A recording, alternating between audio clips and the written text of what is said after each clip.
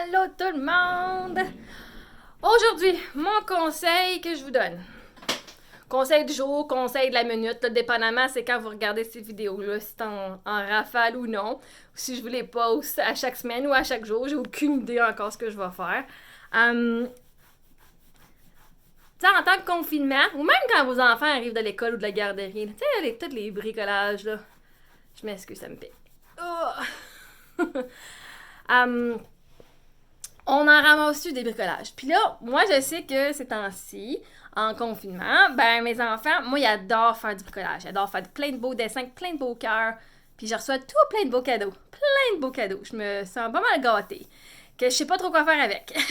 Parce que si tu oses le mettre dans la poubelle, je m'excuse, là, tu vas briser le cœur de ton enfant. C'est ça que tu veux? C'est ça que tu veux? Non. Alors, parce qu'à moins que si tu mets le beau dessin de ton enfant dans le recyclage, ou même le dessin pas rapport qui ressemble à rien, puis qu'ils sont juste bien contents de te donner, si tu mets dans le recyclage, sois certain de le faire quand ils regardent pas. Mets genre ben les affaires par-dessus, ferme ton sac, genre 3-4 nœuds, puis va tout de suite le mettre dehors, dans le bac de recyclage bleu avec un sac par-dessus. Parce que d'une façon ou d'une autre, les enfants vont réussir à trouver le dessin que tu as réussi à acheter en secret.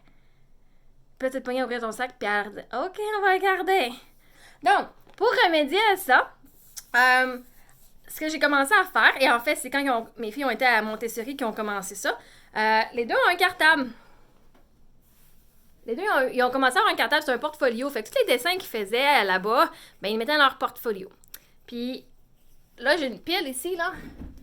Une pile de ben des dessins, des affaires. Puis là, ben, c'est fun parce que on voit la progression. Tu sais, en mettant dans un cartable, on peut voir la progression des dessins puis la qualité de ce qu'ils font.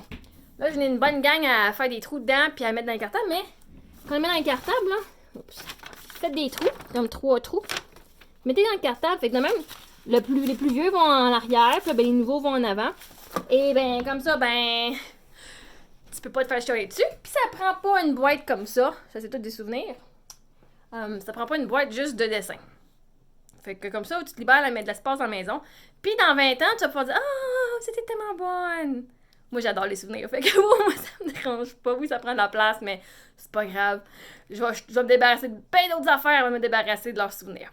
Je sais pas pour vous autres, mais pour moi, c'est ça. Alors là-dessus, j'espère que ce petit conseil-là vous a aidé. Ou même quelqu'un... ce qu'elle faisait, elle prenait une photo de chaque dessin que son enfant ou chaque projet que son enfant faisait et elle a fait un album en ligne. Par exemple, tu vas sur Walmart puis tu mets toutes tes photos dans un album. Fait qu'elle faisait ça. Fait que comme ça, ben t'as pas l'objet physique, elle en regardait quelques-uns, mais t'as quand même une photo de tout ce que t'es fait. Fait que ça, c'est aussi une option. Moi, j'aime bien l'original, là. Fait que c'est ça. Alors, j'espère que ce conseil-là vous a aidé. Bye!